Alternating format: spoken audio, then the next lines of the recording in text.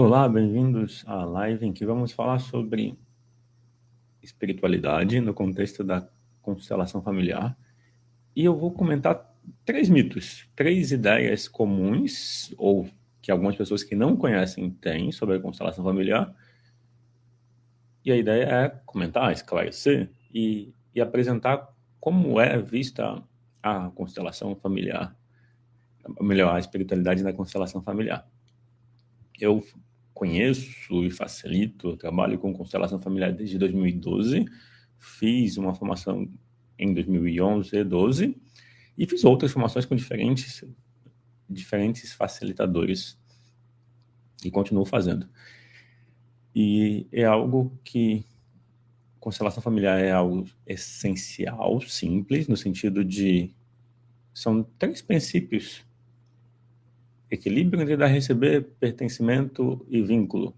São três princípios que é o que regem a constelação familiar, e o resultado ou o benefício que se obtém é a aceitação e uma compreensão ampla. Então, quando se tem medos sobre a constelação familiar, é porque se tem medos em relação ao que não se conhece. Quando se conhece, e na minha primeira experiência com constelação familiar, eu já participei de um módulo da formação. E eu lembro que eu participei também de outras vivências. E um medo que eu tinha era o que vai aparecer numa constelação, o que pode aparecer numa constelação. E faz sentido esse medo porque é algo desconhecido. Depois, com o tempo participando, eu fui vendo que aparece na constelação o que a gente já tem contato. É como se a constelação mostra para a gente aquilo que já está no nosso campo.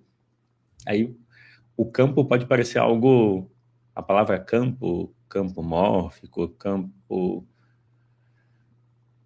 emocional, pode parecer algo que até tem uma fronteira com a ideia de espiritualidade como as pessoas têm. Mas a ideia do campo é como uma forma como a gente aprende. A gente aprende também a partir do campo. É como se esse campo é como se fosse a ideia de em conjunto, as pessoas, quando estão em sintonia, geram mais resultados do que isoladamente. Então, o campo seria esse efeito, uma maneira de entender. Esse efeito do conjunto. É mais, e tem inclusive fontes para se ler a respeito. Tem um biólogo inglês chamado Rupert Sheldrake. O próprio Bert Hellinger indicava o trabalho do Sheldrake como um caminho para se aprofundar sobre o campo. O Sheldrake tem um livro chamado A Sensação de Estar Sendo Observado por Trás. O título em inglês é The Sense of Being Stared At. E o próprio Sheldrake, como biólogo, como pesquisador, ele até faz online ou disponibiliza as pesquisas que ele faz online, e o trabalho dele, ele mostra como a gente tem percepções, cada pessoa, independente de crença ou religião, ou seja, não é sobre ter religião ou ter alguma crença. Cada pessoa, independente do que acredita, tem percepções que estão além dos sentidos. É como se a gente pudesse perceber o campo, ou seja, ele está falando do campo. É como se o campo fosse uma forma de perceber coisas que estão à nossa volta, mesmo que os nossos sentidos, visão, olfato, audição, mesmo que eles não captem. Então, o assunto de hoje é constelação familiar e espiritualidade, além da terapia.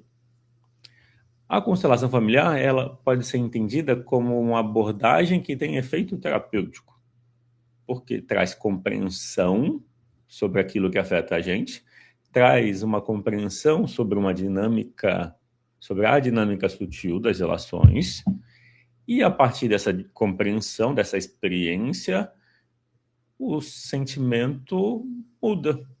Quando eu entendo, por exemplo, não só quando eu entendo, um exemplo, eu tenho um sentimento que me incomoda e eu não consigo lidar com ele. Então, se eu carrego uma mágoa, como eu já carreguei, e eu busquei terapias e não conseguia liberar, ou nem queria, porque achava que me protegia. E em uma constelação sobre a mágoa, o que aparece ou o que apareceu é como esse tema que eu sentia, como esse sentimento, essa sensação que incomodava, que me deixava sempre incomodado, como isso estava nas relações, na família, como outras pessoas também se relacionavam com o tema. Mas de uma maneira bem pessoal. A constelação traz uma possibilidade de ver, de reconhecer dinâmicas nos relacionamentos de uma maneira bem específica. Bom, quando eu falo bem específica, significa muitas vezes ou frequentemente a gente tem informações que não se tinha, e quando pergunta para alguém que não participou, tem um contexto, tem uma informação. É como se a constelação familiar traz, ou sistêmica ou empresarial, traz informações sutis.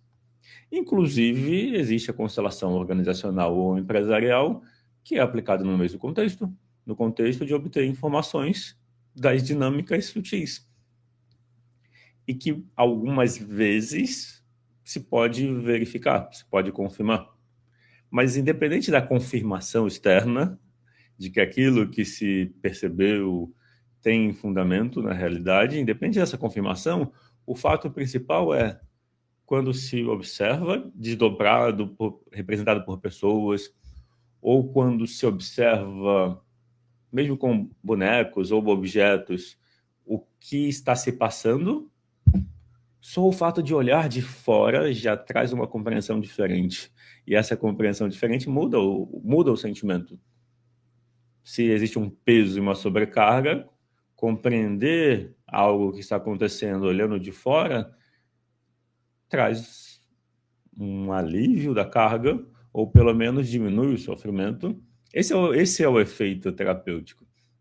Então, a constelação familiar, um outro nome para ela é abordagem sistêmica fenomenológica, segundo Bert Hellinger. O próprio Bert Hellinger fala que a espiritualidade na constelação familiar é uma relação imediata com o agora, com a aceitação daquilo que está presente e sem julgamento.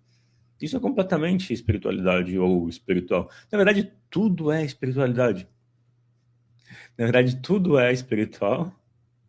E é como se o que a gente vê, o material, é uma fração. É a menor parte. Inclusive, na Cabala tem essa compreensão, esse princípio do 1% do visível, do concreto, e 99% do invisível. Mas entrando no assunto ou retomando o assunto da live de hoje, então o foco é olhar para o tema espiritualidade, como ele é entendido na constelação familiar, e eu vou abordar 3 mitos ou 3 ideias que quem não conhece, ou conhece pouco, ou conhece com uma visão tendenciosa, negativa, quando se tem medos e se busca segurança a todo custo, é normal ver algo que é diferente como algo que possa trazer um risco, uma ameaça. E aí não se busca compreender, ou já se busca exatamente os comentários que são contra. Isso faz parte da natureza humana, rejeitar o que é diferente. Mas, quando se busca compreender em fontes confiáveis, uma das coisas é compreender, esse é um ponto-chave. Quando se fala que a constelação não é ciência, isso é verdade. A constelação nunca se disse ciência. Até porque o próprio nome da constelação é abordagem fenomenológica. A fenomenologia é um outro caminho que é complementar à ciência. Quando eu falo que é complementar à ciência, existe um método fenomenológico para lidar com experiências que tem a ver com a subjetividade. Enquanto o método científico lida com processo, com lógica, com racionalidade, com dividir em pedaços para compreensão e depende-se da repetição, a abordagem fenomenológica em si lida diretamente com aquilo que está vivo no momento. Ou seja, aquilo que a ciência não alcança, porque tem limites, é onde o método fenomenológico atua. E a própria constelação já se apresenta como uma abordagem fenomenológica. O que quer dizer isso? Que não é ciência. Então, quando alguém critica a constelação, dizendo que é pseudociência, a constelação não é ciência e nunca se disse ser ciência, até porque ela já se posiciona como uma abordagem fenomenológica. E no meu canal no YouTube, eu tenho postado alguns vídeos que têm o conteúdo da fenomenologia. E quem quiser saber mais é só pesquisar sobre fenomenologia.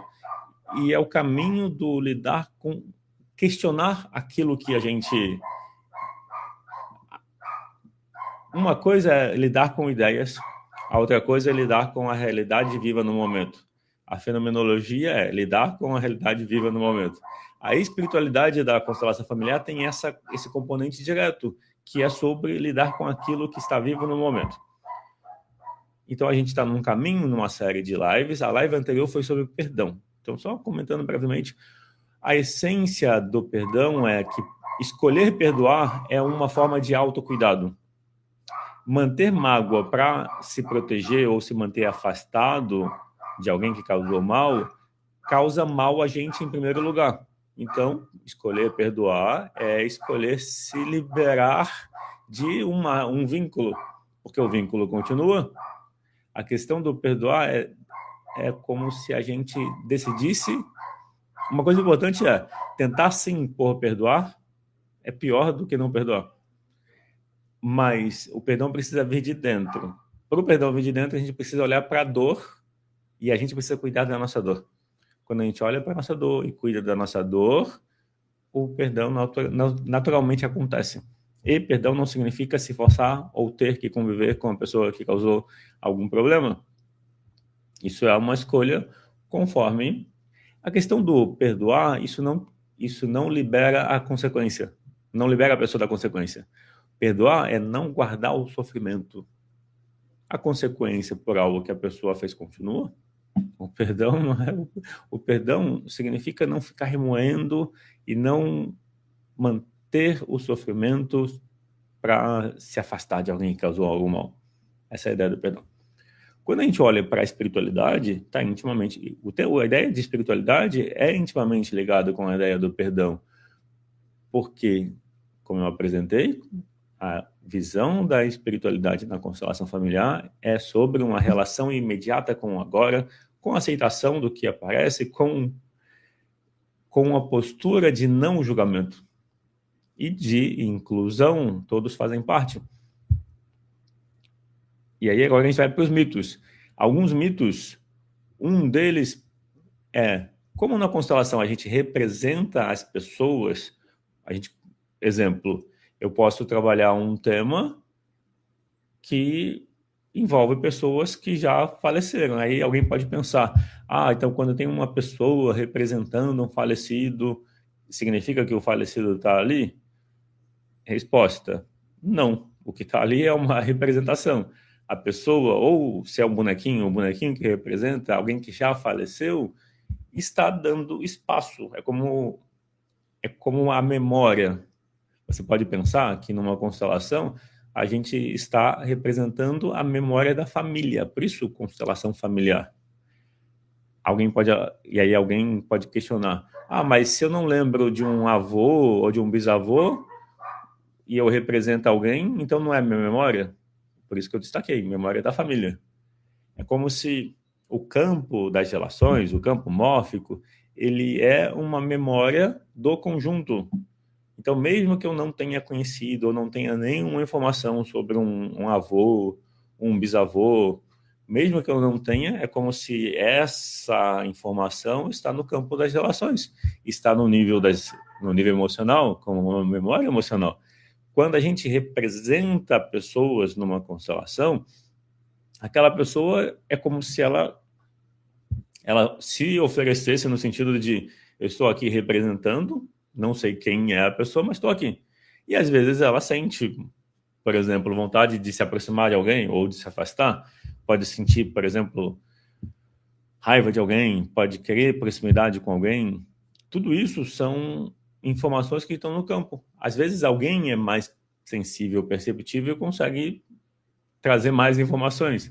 Mas o que eu percebo é, Quando a pessoa é mais sensível, é como se ela está mais em contato com o lado emocional. É como se o nosso lado racional, ele funciona como uma proteção para a gente mesmo, como se fosse um escudo, uma barreira. Mas essa proteção também é insensibilidade. A gente se protege de ataque, mas também fica insensível a percepções também positivas. É como o efeito duplo. A metáfora da... Tem eu não vou lembrar a história completa, mas tem a história do cavaleiro e da armadura, que ele usou uma armadura por tanto tempo que ele se esqueceu que usava armadura. É como se ele achasse que a armadura passasse a ser o corpo dele. Mas o efeito disso é a insensibilidade, é a desconexão, é um afastado dos relacionamentos.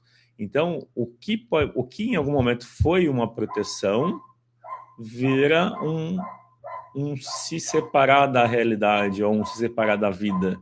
E daí um sofrimento, e daí uma desconexão.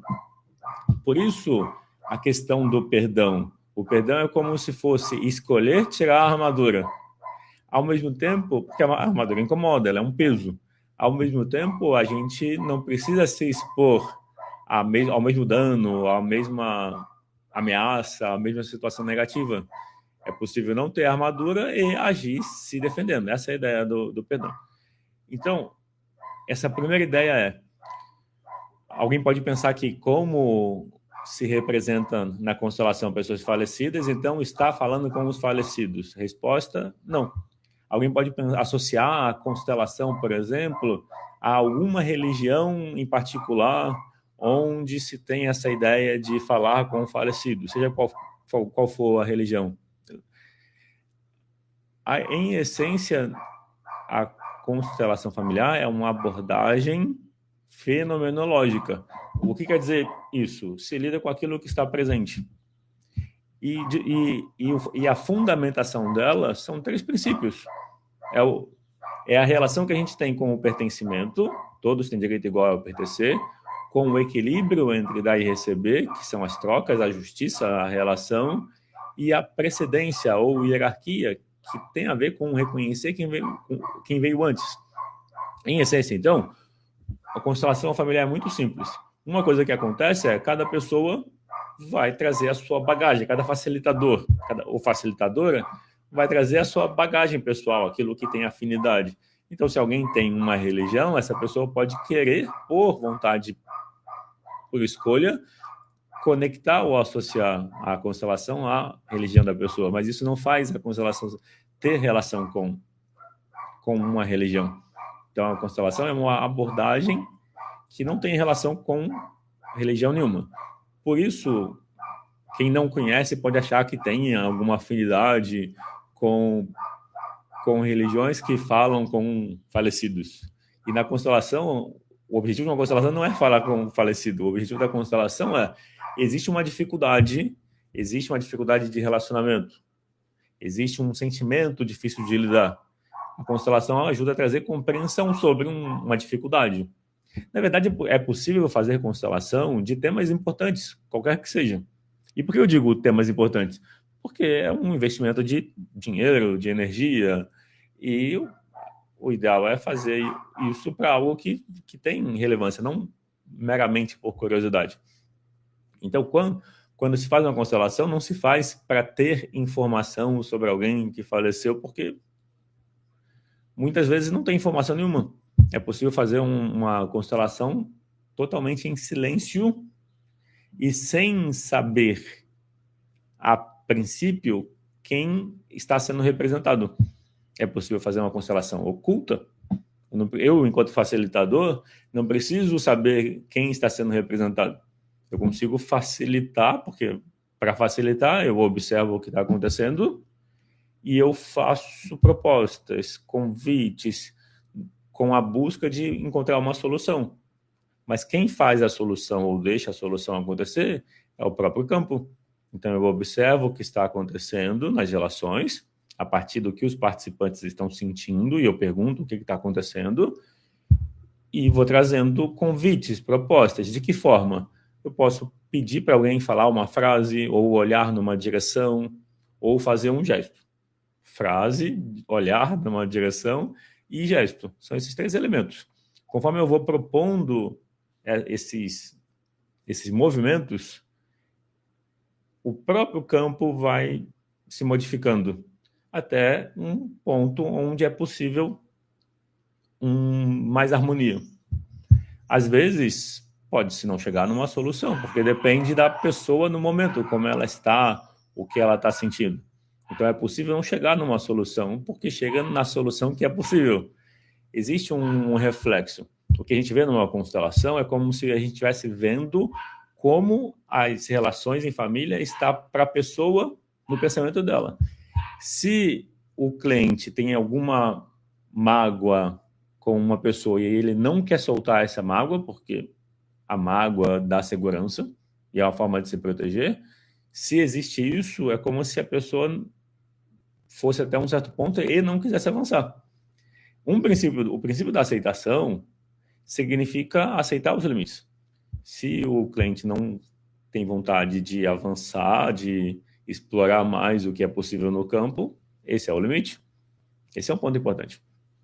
Então, o primeiro mito é, na constelação se fala com falecidos. Falso. Na constelação a gente olha para as relações e alguém que já faleceu, conhecido ou não, pode ser representado. Mas isso não quer dizer que a pessoa está ali ou o espírito da pessoa está ali. O que está ali é a memória representada. E se faz constelação de quem está presente, do cliente que está presente, é o tema dele. Isso é um ponto muito importante, de não fazer constelação de quem não pediu e de quem não está presente. Como algo que... Esse é um princípio importante, é um princípio que tem a ver com consideração, com respeito, com olhar a constelação como uma ferramenta a serviço da consciência, a serviço do compreender aquilo que acontece no momento como o que acontece no momento. Algumas pessoas trazem, e eu já vi isso, uma visão extremamente sacralizada da constelação familiar. A minha percepção hoje é que essas pessoas, de alguma forma, não tiveram tempo para assimilar a perspectiva prática. Porque, sobretudo, a constelação familiar é algo prático e imediato. O próprio Bert Hellinger dizia isso. Quem traz uma visão muito sacralizada do que se pode fazer ou não pode fazer e tem medo de consequências, achando que uma constelação pode trazer danos e problemas, para mim, essa pessoa não entendeu e não se aprofundou, pegou uma ideia e só repete. Por que isso? Porque a constelação mostra o que já está na gente. Se eu sou o cliente de uma constelação, e eu lembro que eu tinha medo, os meus primeiros contatos com a constelação familiar, eu tinha medo do que vai aparecer. E quando eu comecei a facilitar, eu dava medo, tipo, o que vai surgir? Eu não sei o que vem depois. Como que eu vou lidar com o que vem depois? E na verdade, é como se cada vez que eu facilito uma constelação, é como se eu sempre aprendesse algo novo. Isso é o que eu mais gosto na constelação familiar. Cada facilitação, cada constelação é única, é diferente de todas as que eu já fiz e sempre traz um aprendizado novo. Para mim, eu nunca encontrei em nenhum outro lugar uma possibilidade de experiência onde não tem repetição. Por mais que eu trabalhe o mesmo tema com pessoas diferentes, a constelação seguinte sempre é diferente. É como se a seguinte é construída a partir do que já foi feito antes. Para mim, isso é um fator de motivação, porque eu estou sempre aprendendo e me desenvolvendo e aprofundando. E mais uma coisa, o facilitadora não tem como se separar da constelação. É como se ele está envolvido. Às vezes, é como se a gente fosse até chamado a representar alguma parte. Então, enquanto facilitador, eu posso representar alguém. E eu já fiz isso nas vezes que tinha pouca gente. Quando tem mais gente, é melhor ter as pessoas representando. Mas quando tinha pouca gente, eu entrava, representava e saía. Algumas pessoas, enquanto facilitadores, podem ser muito sensíveis e ficarem afetadas ao representar. Eu nunca tive essa dificuldade, porque a minha dificuldade, muitas vezes, no começo, era de sentir ou de perceber. Ao mesmo tempo, teve vários momentos em que eu senti intensamente, mas é porque se conectava com temas pessoais, e outras vezes que eu não senti nada. Então, até aqui, eu explorei o mito 1. O mito 1 é que na constelação se fala com mortos. Isso é falso. Na constelação, o objetivo não é falar com quem já faleceu, não se faz constelação para isso. Então, não é esse o objetivo. O que se faz na constelação é se olha para como se sente e para como se está em relação a um objetivo, ou a uma pessoa, ou a uma situação. É possível alguém fazer uma constelação de uma pessoa, da relação dela com uma pessoa que faleceu. Só que o que se está olhando na constelação não é a pessoa que faleceu de volta para poder falar com ela e resolver o que não resolveu. Não. O que se está olhando é como está dentro da pessoa, do cliente, essa relação. É para isso que se olha. O campo mostra isso. O campo mostra. Se eu estou constelando a relação com alguém que faleceu, não é a pessoa que é trazida de volta. O que tá ali é a minha imagem, a minha memória, como está a relação com essa pessoa. E a imagem das pessoas continua na nossa memória. Então, quando a gente tem representantes numa constelação, é como se esses representantes são ajudantes que dão corpo para imagens que a gente já tem. Mesmo alguém que faleceu, a gente tem uma imagem da pessoa. Então, se representa essa imagem. E, claro, tem informação. Essa informação ajuda a perceber como está a relação. Quando você pensa em alguém que a relação é difícil, vem um sentimento. Quando você pensa em alguém que você tem proximidade, vem um sentimento. É isso que o campo mostra. Então, eu estou mostrando que o campo, na constelação, é mal entendido para aquele que não tem experiência prática, que não se aprofundou, que viu uma vez, ouviu poucas vezes e já criou uma ideia e se afastou, por exemplo. O segundo mito, de que constelação tem a ver com alguma religião em especial. Constelação familiar não tem a ver com religião nenhuma. Constelação familiar é uma abordagem fenomenológica. Esse aspecto do fenômeno, do fenomenológico ou do sistêmico, porque a abordagem sistêmica fenomenológica pode ser o que faz algumas pessoas que não têm informação, que não se aprofundaram, que não conhecem, achar que tem a ver com alguma religião. Ou, às vezes, alguém que tem uma religião aprendeu constelação e aplica a constelação nesse contexto da religião da pessoa. Mas o fato de alguém usar a constelação familiar num contexto ou num ambiente de uma religião, qualquer que seja, de novo, como o objetivo não é falar de religião, mas o objetivo é falar da espiritualidade, eu não vou citar em especial nenhuma religião, mas isso é uma escolha. E qual o aspecto? O fato de alguém ser de uma religião e usar a constelação não faz a constelação ser daquela religião. O fato de na constelação se representar pessoas que faleceram, não significa que essas pessoas são chamadas de volta ou se fala com elas propriamente. É o que eu falei, numa constelação a gente olha para a imagem que a gente tem e é como se a gente se relacionasse com essa imagem e conseguisse avançar ou melhorar o relacionamento, mesmo que a pessoa já não esteja mais presente. Só que essa melhora ou mudança de relacionamento acontece dentro da gente. Então, a imagem que eu guardo é a imagem de como foi o último contato com a pessoa. Como se a imagem, a nossa memória das relações, tem a ver com como está o acumulado de experiências que você tem com uma pessoa. Quando você faz uma constelação, é como se você estivesse olhando para esse acúmulo de informações que fica na gente, fica na mente, consciente, inconsciente, seja qual for, ou no corpo, como fonte de memória. Então, quando se olha quando se faz a constelação de uma relação e alguém ou um objeto, um bonequinho está representando uma pessoa, o que a gente está olhando é o acumulado de memórias, de experiências com aquela pessoa. E é possível perceber outras camadas de informações que a gente não percebeu, racionalmente, e nessa percepção é possível entender ou lidar melhor e mudar o sentimento, e melhorar a relação, ou até, se não é possível melhorar a relação, pelo menos tirar o peso, ou a dificuldade, ou aquilo que atrapalha a relação. Então, o segundo mito é que constelação familiar teria a ver com alguma religião. Falso. Constelação familiar é uma abordagem fenomenológica, sistêmica.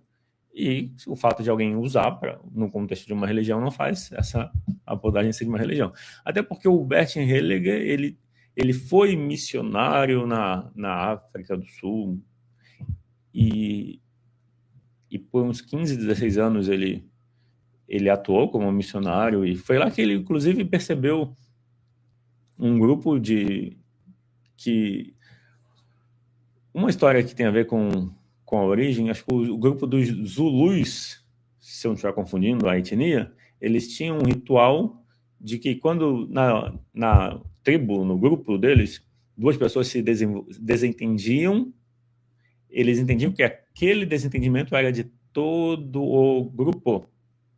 Então eles se reuniam e representavam, davam vida àquele desentendimento. E de uma forma melhorava as relações. Num dos livros do Bert Hellinger, ele conta que isso foi algo que ajudou ele, e ele já trabalhava com dinâmicas, ele usava já dinâmicas de grupo.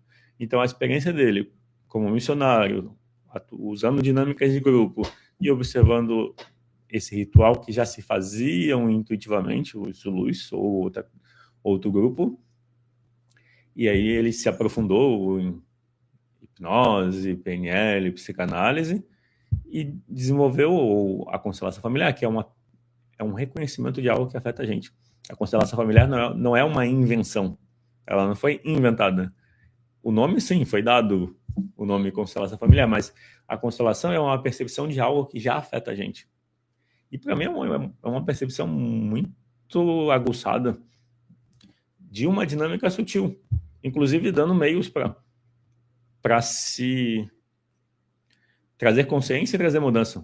Para mim isso é muito interessante, porque quando eu comecei eu não entendia nada, e como é tudo, né, que a gente começa a aprender, mas no começo eu demorei a entender, porque era muito sutil, era muito... É como tem uma lógica própria.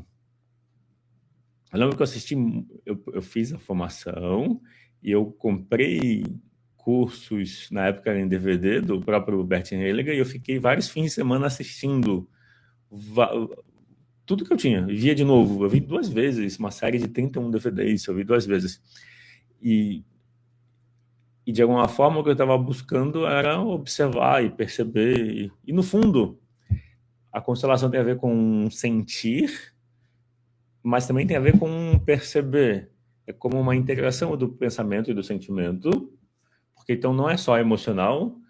Quem facilita a constelação só com a emoção pode se perder. Quem facilita só com a razão, eu acho que não consegue facilitar só com a razão, porque depende um pouco do sentir, do pensar, da intuição. Para mim, o pensar tem a ver com, no meu caso, com a questão de qual a proposta eu vou trazer. Qual a sugestão? Qual o movimento que eu vou trazer? Esse movimento que eu vou propor, porque tem algo acontecendo. Eu posso propor algo, é a direção de olhar. Qual frase se fala? Isso tem a ver com o meu pensamento, ou a minha percepção. Então, sentimento, intuição e pensamento. É isso a serviço do campo. Algo acontece, ou já está acontecendo, e eu vou propondo caminhos. Eu já participei de constelação, eu como cliente, como participante, em que levou 2 horas e parecia que o facilitador meio que não se perdeu no caminho. Provavelmente para a pessoa, ou ela estava sem experiência, ou ela foi mais para o lado do sentir e não teve ferramentas ou caminhos para resolver. Por que eu digo isso? Quando tem um livro de constelação que chama-se O Essencial é Simples. Então, o caminho da constelação é essencial, é como se fosse a ideia do mínimo movimento que leva para uma solução. Esse é o olhar. Então, quando alguém... Aí, agora eu lembrei, tem pessoas que trazem elementos de fora, de outras abordagens, até de religião, para a constelação, como se a pessoa quisesse criar algo dela. Mas é curioso. A pessoa cria algo dela, não dela. Ela pega algo que já existe, ela pinta de uma cor, né, colocando coisas que ela conhece de outra abordagem e diz que criou algo novo. Eu compro a caneta, pinto de, sei lá, azul, verde, ponho uma cor por fora e eu criei a caneta. Eu só pintei a caneta. Continua sendo a caneta. Então, o que eu quero dizer é, constelação familiar não tem a ver com uma religião. As pessoas que facilitam trazem a sua experiência para a constelação e tem gente que mistura, mas aí cada um vai se identificar com ou não. Mas uma coisa, a constelação é completa. Quem precisa misturar alguma coisa com a constelação para achar que fica melhor, isso é falso. Para mim, o misturar algo de uma outra abordagem com a constelação significa que a pessoa não entendeu a constelação e ela quer compensar com o que ela já sabe. Porque o princípio na constelação familiar o essencial é simples. Pronto, o terceiro mito. O terceiro mito é de que tem que ser ciência para funcionar, ou tem que ser ciência para ser seguro. Esse mito se manifesta nas críticas das pessoas que não gostam, ou que têm medo, ou que tiveram uma experiência negativa. Isso vale para tudo, não só para a constelação familiar. Então, quem teve uma experiência negativa, em qual área do conhecimento não teve gente que teve experiência negativa? É comum que tenha. E o fato de alguém fazer mal, o fato de alguém... Tem uma metáfora que é o fato de alguém tocar uma música mal, o problema é da música ou de quem tocou a música? O mesmo é a questão do facilitador ou facilitadora. Se alguém facilita e faz de uma forma que pareça ou que traga um efeito negativo, para mim, essa pessoa que está facilitando não entendeu, está fazendo de qualquer jeito e está misturando coisas. Porque o princípio central da constelação familiar é a aceitação. Tudo o que se faz numa constelação é sobre aceitar. Mas vamos voltar para o aspecto da ciência. Precisa ser ciência para funcionar, ou precisa ser ciência para ter valor, ou precisa ser ciência para ter segurança. Esse é um mito, porque existe o método fenomenológico. Não existe só ciência como fonte do conhecimento verdadeiro. É só pesquisar fenomenologia. Os livros de fenomenologia, um deles é a Fenomenologia da Percepção, e quando a fenomenologia foi mais desenvolvida, começo do século passado, final do século XIX, início de XX, a principal crítica que a fenomenologia trazia era a dois movimentos: ao cientificismo, a ideia de que só a ciência produz o conhecimento verdadeiro, e ao psicologismo, a ideia de que tudo era relativo. Então, a fenomenologia surge nesse contexto. Uma sugestão que eu trago é, para quem se gosta de aprender e estudar, é o estudar, ler sobre fenomenologia. Porque a fenomenologia é esse outro lado, é esse método complementar à ciência. Por que eu digo complementar? O método científico tem uma área onde ele funciona bem. Quando se trata de experiências subjetivas, isso é um limite para o método científico. Aquilo que é exato, lógico, mensurável, é o campo da ciência. Aquilo que é subjetivo, pessoal, relacional, vivo, é o campo da fenomenologia, que produz conhecimento verdadeiro também, com um método diferente. Então, o que eu quero mostrar é: tem que ser ciência para ser verdadeiro, seguro ou válido. Quem fala isso só conhece a ciência, como se só existe o método científico. Não sabe que existe o método fenomenológico. Independente da constelação familiar, não foi a constelação familiar que criou o método fenomenológico. Tanto que a constelação familiar veio pelo menos uns 50, 70 anos depois do método da fenomenologia. Talvez nem tanto, né? Talvez estão até numa época parecida, numa época próxima, mas a fenomenologia antes, como filosofia, como busca do conhecimento verdadeiro. Então, o que eu estou mostrando é Constelação familiar não é ciência, não é método científico. O que ela é? Método fenomenológico. É fenomenologia, que é a forma de lidar com o conhecimento imediato. Quando se vê um pouquinho sobre fenomenologia, é muito curioso, tem muita afinidade com o que é a constelação. Não julgamento, lidar com a experiência como ela se apresenta no momento, aceitação daquilo que se apresenta. Quando a gente tem essa postura, isso é a postura fenomenológica, e a diferença é assim, ao invés, comparando a constelação familiar com alguma outra terapia.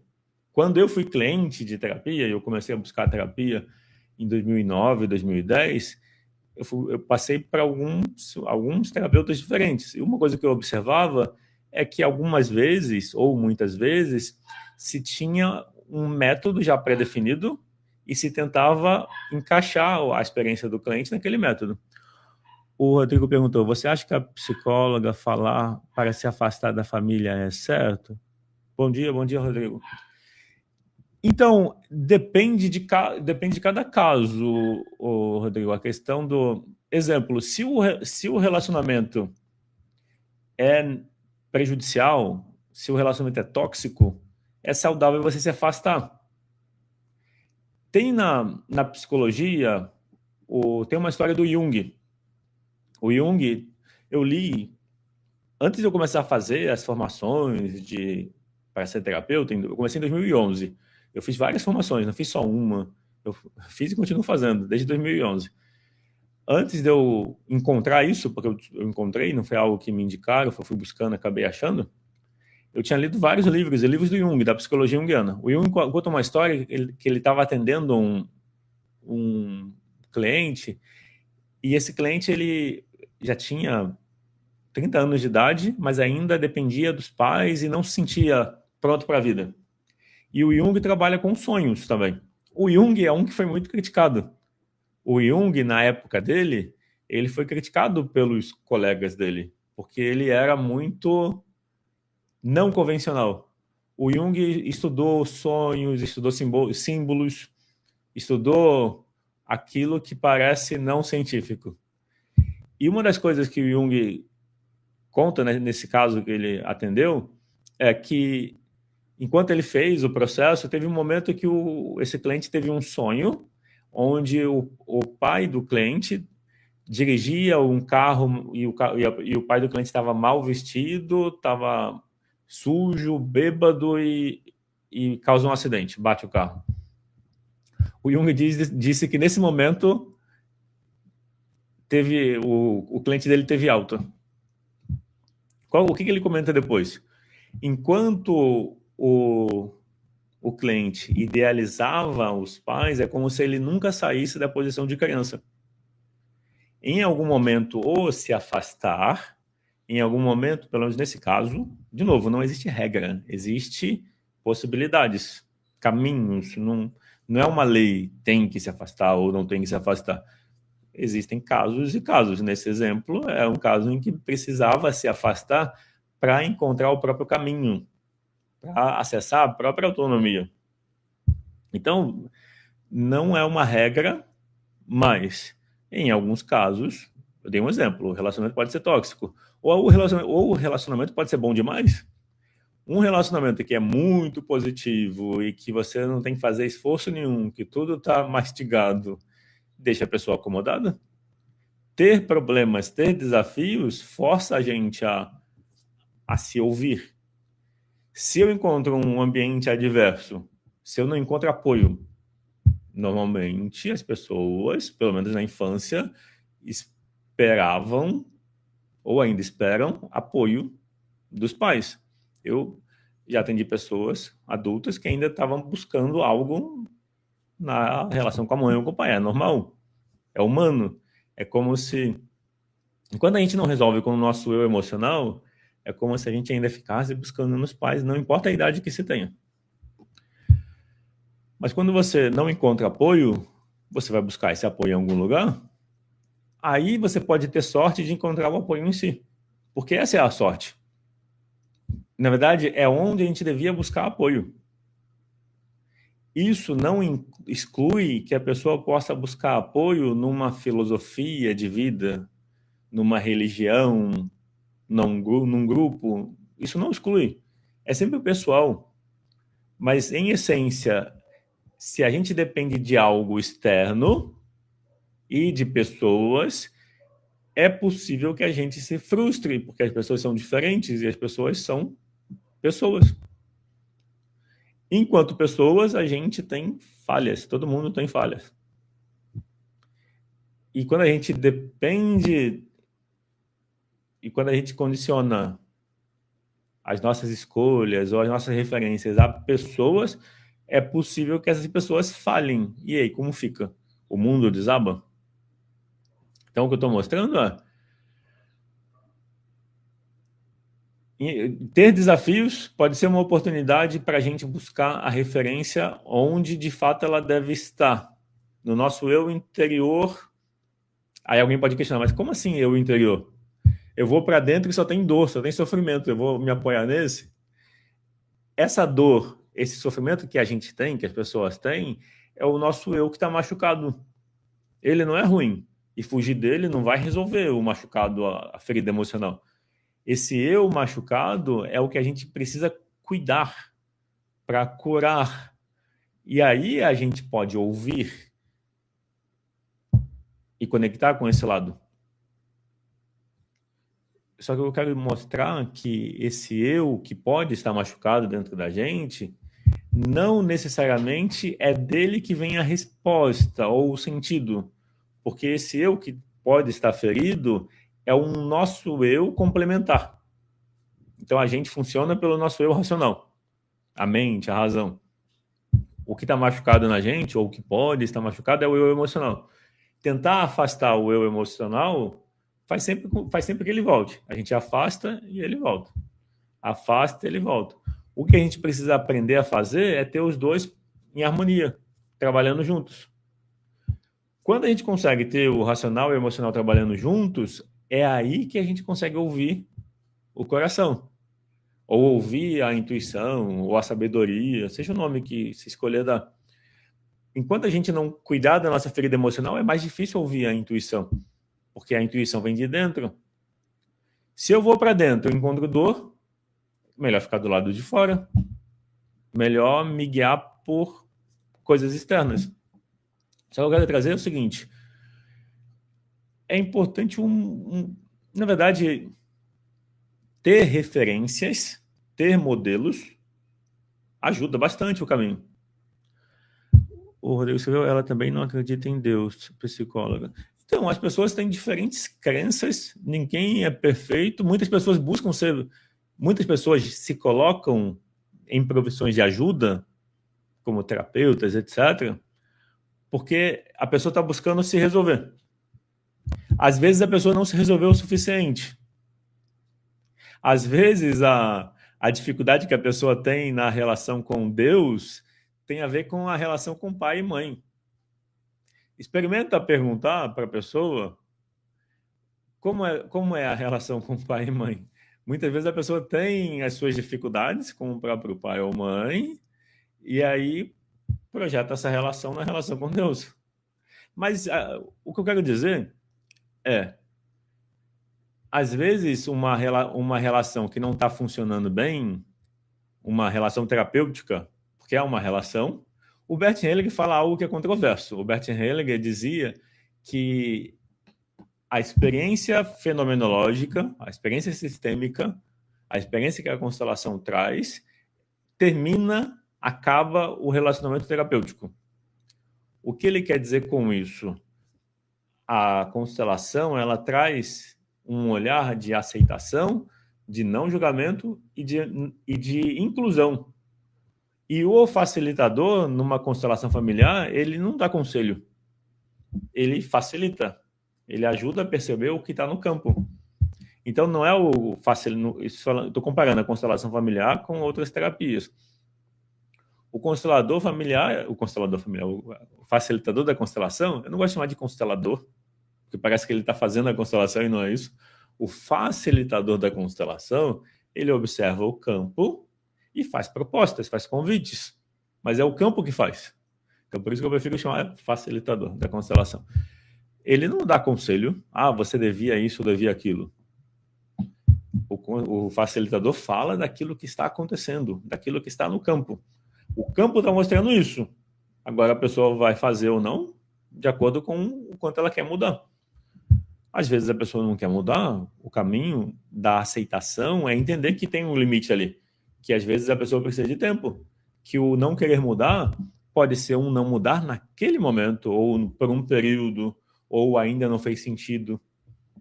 Então, as crenças da pessoa que ajuda, ou seja, do terapeuta, do psicólogo, do psicanalista, etc., pode interferir no processo.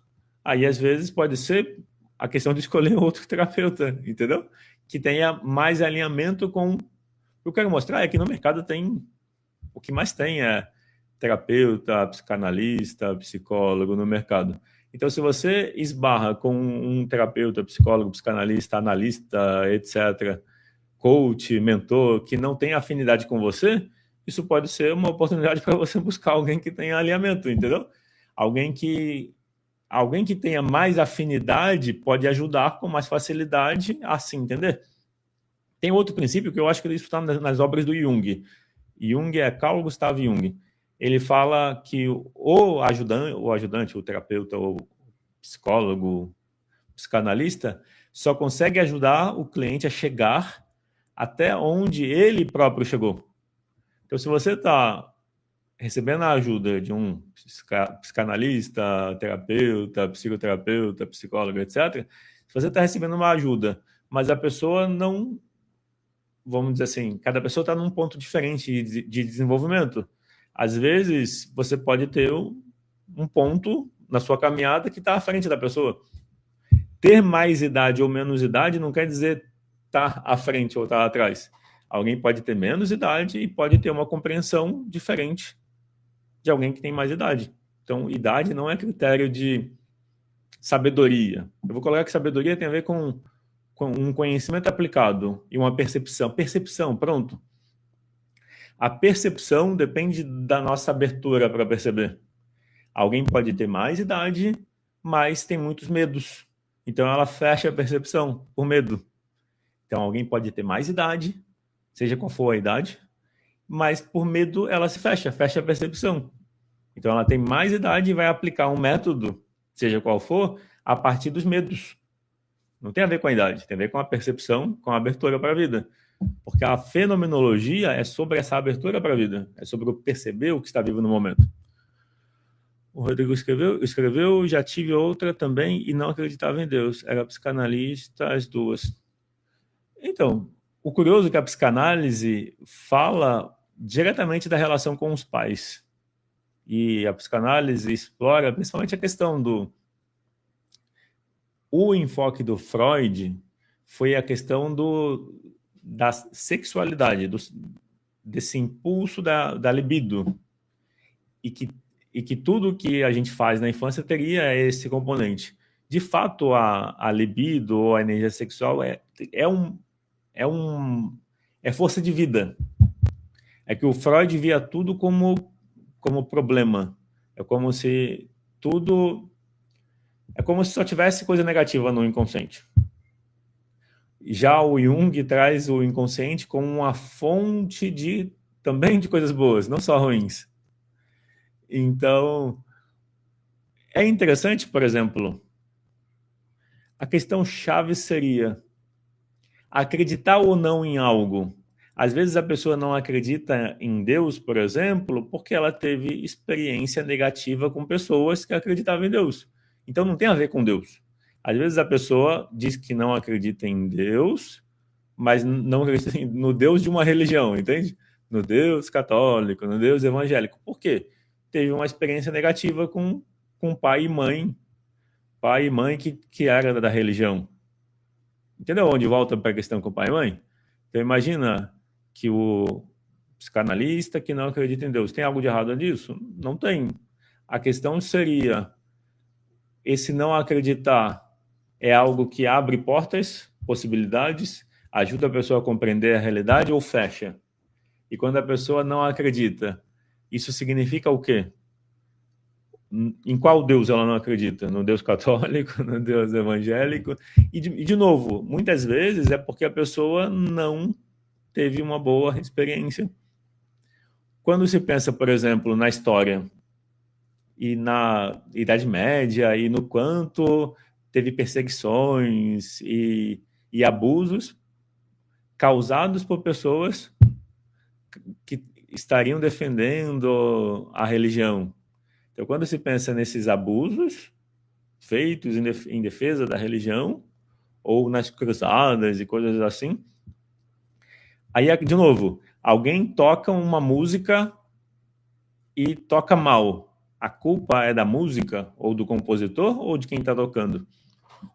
O humano é falho. As pessoas fazem mau uso dos instrumentos. O fato de alguém fazer mau uso de uma religião, o problema é da religião ou daquela pessoa? O fato da pessoa ter uma experiência negativa com alguém que é cristão, aí o errado é Cristo ou é a pessoa que fez mau uso? É importante, no meu ponto de vista, separar as duas coisas.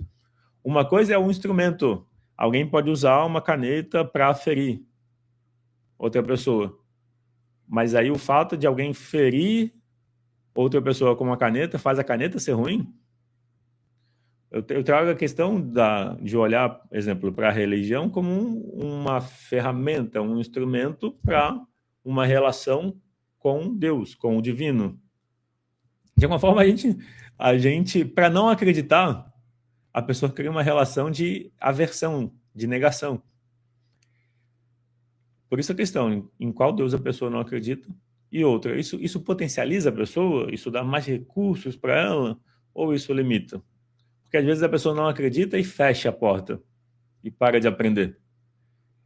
E às vezes a pessoa acredita e também para de aprender. A questão é, existe uma investigação, existe uma busca, existe uma compreensão maior? O Rodrigo escreveu, você está falando de não julgamento e achei que fui julgado. Como que foi o julgamento que você percebeu que foi julgado? Às vezes a gente pode, eu não sei se o julgamento que você percebeu, Rodrigo, foi de mim, mas às vezes a gente percebe julgado porque a gente já tem o nosso julgamento da gente mesmo. Eu não sei se você percebeu julgado em relação ao que eu falei, mas em nenhum momento eu estava falando especificamente. Caso tenha sido algo que eu falei, em nenhum momento eu falei especificamente. Elas acreditam no dinheiro. É interessante às vezes o Deus da pessoa é o dinheiro. Tem uma passagem bíblica que diz que não se pode servir entendi, você foi se sentir julgado por elas. É que a questão do não julgamento não quer dizer que todo terapeuta tem isso. O princípio do não julgamento é da abordagem sistêmica, não é da terapia. Eu já vi terapeutas que julgam e quando eu era cliente eu via isso. É muito comum se sentir julgado. É como se fosse a visão da pessoa. É muito comum se sentir julgado, não é estranho, não. E deixa eu ver. Por crer em Deus. Então, às vezes a pessoa que não acredita em Deus, ela se acha mais esclarecida por não acreditar, mas a pessoa que não acredita, ela pode estar envolvida em ideologias. Ideologia. É muito curioso. É muito curioso que quando você olha.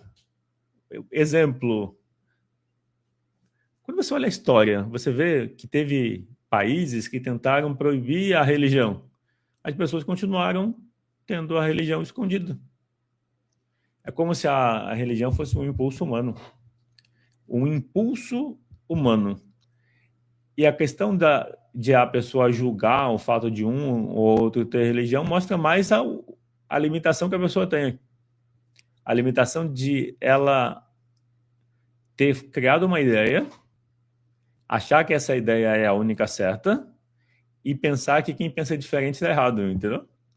Isso pode ser uma pista para continuar buscando. É como se fosse. Eu lembro 2009, 2010, eu estava buscando terapias e queria buscar algum terapeuta, psicólogo que eu me sentisse ouvido. e que eu não me sentisse sendo encaixado em algum método. Eu lembro que as perguntas, eu devo ter caído ou ter encontrado primeiro terapeutas psicanalistas, porque as perguntas eram sobre sexualidade, quando foi a primeira vez, como foi, etc. Porque quem tem essa visão, não tem o ditado, para quem é martelo, todo problema é prego. Às vezes a pessoa não tem uma visão ampla, tem só uma teoria. Então ela tenta encaixar todo mundo naquela teoria. E na visão de mundo dela, quem não se encaixa naquela teoria está errado. Isso é julgamento. O Rodrigo Silva tem muito psicólogo que defende esquerda. Nada contra. O problema é querer doutrinar o paciente. Então, essa é uma pista para você passar para o próximo. Passar para o próximo. É como se fosse. É passar para o próximo. Passar para a próxima experiência até você encontrar uma que faz sentido. É comum a doutrinação, porque é como os partidos de esquerda ganham defensores, dizendo que um lado é do bem e o outro lado é do mal. Se você não pensar como eles, você está errado. Então essa é uma forma de o lado é o, entende? Ou seja, é comum ter isso. E onde que as visões assim atuam? Nas faculdades, principalmente. E aí, as pessoas mais, vou colocar assim, menos críticas, talvez, e que querem ter um partido e ser do partido certo. Quando eu falo partido, é estar no grupo do certo. A pessoa se apega à ideia e quem não tem aquela ideia está errado. Qualquer que seja a ideia. Mas o que eu estou mostrando isso é uma pista para continuar. Se você se sente julgado, é que às vezes a gente se sente julgado porque a gente já se julga. Então eu posso me sentir julgado porque eu já me julgo e eu estou na defensiva. Às vezes, de fato, a pessoa que está na posição de terapeuta e etc. Eu estou usando o termo terapeuta como o nome do conjunto. Às vezes a pessoa tem os seus próprios limites e a pessoa não se trabalhou. Então é como se ela ajudasse até ali. Se você está se desenvolvendo e você vê que a pessoa está te julgando, isso é uma pista que você já chegou no limite da pessoa, entendeu? Às vezes você tem a oportunidade de se desenvolver com alguém onde você leva muito tempo para se desenvolvendo porque a pessoa está se desenvolvendo junto. Às vezes, em um mês ou 3, acabou a novidade. Sabe filme? Você tem personagens no filme que são personagens complexos e profundos. E tem filme que o personagem é superficial, que não tem nada de diferente, ou seja, só estereótipo. Na vida também é assim. Tem pessoas profundas e tem pessoas mais imediatas, eu vou colocar assim. Então tem pessoas que têm uma vida interior profunda e tem pessoas que se apegam a uma ideologia, qualquer que seja, a um método, e para a pessoa só existe um método. E o que não é o método é errado. São maneiras diferentes de ser. Eu prefiro conversar com pessoas que têm essa vida interior profunda. Essa vida interior profunda vem da meditação, da reflexão, do tempo de introspecção, do estudo bíblico, pode ser também. Porque uma coisa que a Bíblia traz é uma compreensão da vida muito ampla. Imagina, você vê a história de um povo, quantas vidas foram se alternando e todo o aprendizado que se teve ao longo das várias vidas. Uma coisa que a Bíblia ensina é o quanto a vida é efêmera. Alguém que teve sucesso não está vivo mais. Morreu lá atrás. Então, qual é o sentido de viver em função de coisas materiais? Então, o que eu estou dizendo para mim, o critério é isso. O quanto de vida interior, de profundidade, a pessoa cultiva e se mantém desenvolvendo. E esse cultivo vem de várias fontes, não de uma só. Não de uma teoria. Porque a pessoa mais... Eu vou dizer assim, o personagem raso e o personagem profundo. O personagem raso, ele repete as frases que está no roteiro, no script. E às vezes ele repete sem se conectar. Esse é o personagem raso. Imagina que tem pessoas que vivem assim. Tem pessoas que trabalham assim. Elas repetem o script que elas aprenderam, que é o script certo. E aí elas causam problemas para elas e para os outros, porque elas estão repetindo um script, porque é mais fácil. É mais fácil repetir aquilo que alguém disse que já funciona. Já essa questão da profundidade, para mim, está diretamente ligada ao quanto a pessoa cultiva. Não vem... Pode vir do nada? Pode vir. Pode ser que a pessoa já nasça e desde cedo já tenha essa compreensão mais ampla do que acontece à volta. Ou pode ser que a pessoa foi desenvolvendo. Mas eu entendo que, sobretudo, depende da meditação, da introspecção, da reflexão, do se questionar, do aprender com a experiência dos outros. Mas com vários outros, não só com um. Se a gente fica só numa teoria, isso é limitado. Ainda mais se você fica numa simplificação das narrativas, das histórias, de que esse lado é o lado do bem e o que pensa diferente é do mal. Isso é uma simplificação de... Será que o lado do bem é do bem mesmo? Será que o lado que defende que o certo é a visão dele, será que ele é só certo? E o lado que é chamado de mal, porque pensa diferente, será que ele é só mal? Será que você não pode ficar de fora e ver os dois? E ver o que tem de bom nos dois e o que tem de ruim nos dois? Para mim, a visão sistêmica deve ter mais a ver com isso. Entender que as pessoas são limitadas, entender que nos limites delas, elas também fazem coisas boas, mas que você também precisa ter essa compreensão de que chega a um limite. Aí eu estou dando esse exemplo. Eu busquei, como cliente, eu busquei terapias e eu não me sentia ouvido ou entendido pelas pessoas. Eu me via sempre sendo encaixado. Aí eu achei um terapeuta que cobrava bem mais caro para a época, 2011, 2010, eu acho. Na época, 2010, acho que a sessão era 200 e poucos reais. Para 2010, isso era bastante dinheiro. O dinheiro desvaloriza com o tempo, né? Então, 200 reais, 250. De 2010 é muito dinheiro hoje. Talvez seja 400 hoje, 500 reais hoje.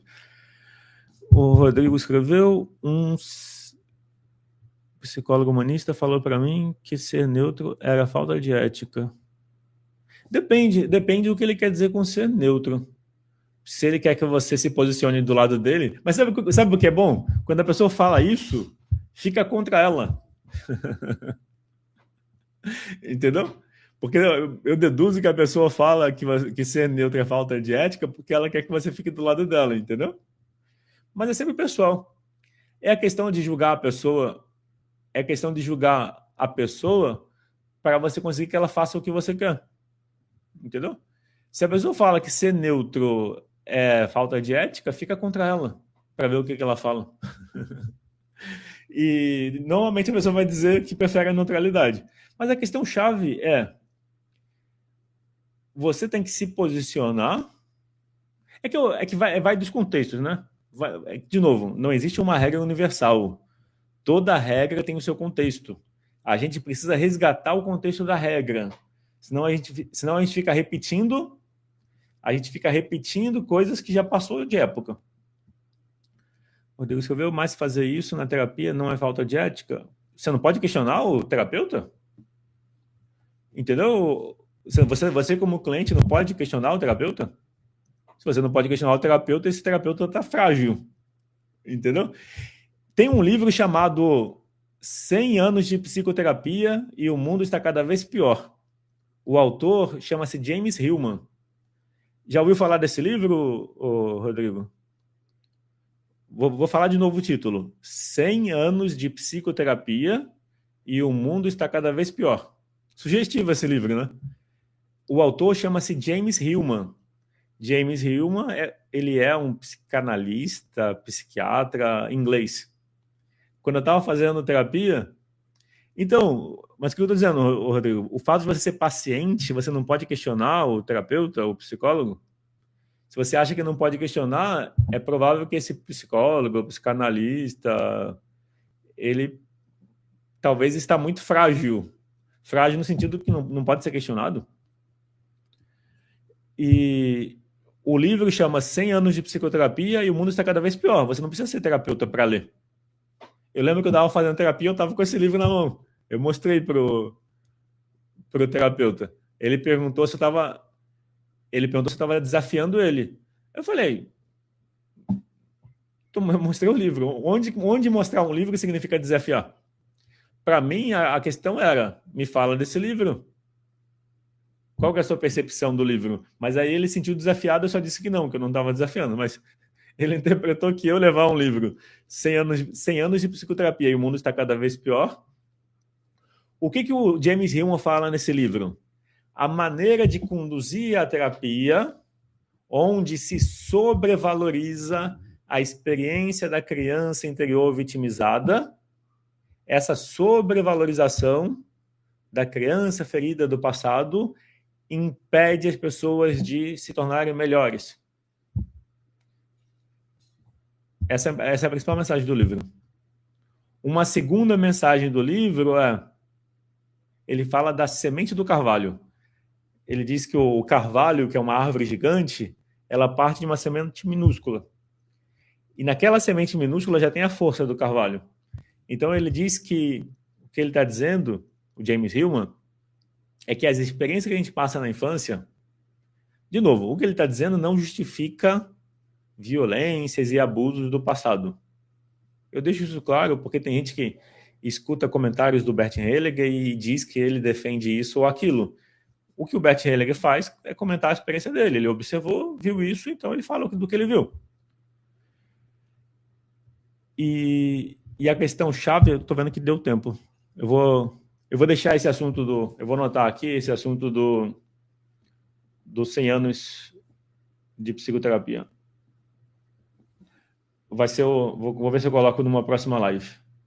Senão eu vou continuar falando, abrir um assunto novo. Mas eu vou encerrar, eu vi que eu tenho um compromisso agora, daqui a 8 minutos. Então, o assunto foi constelação familiar e espiritualidade.